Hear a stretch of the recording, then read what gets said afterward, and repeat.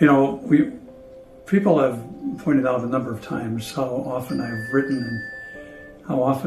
and spoken against IVF. Let me explain this. Any child born is a gift from God. We find that in the Old Testament, where there were illicit relationships from which a child was born. And in one instance, that child was part of the line of the Savior.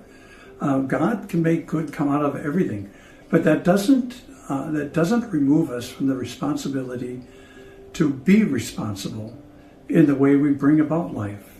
And I've always been concerned with in vitro fertilization of all of the embryos that are lost and destroyed. And it's just an overly hazardous procedure.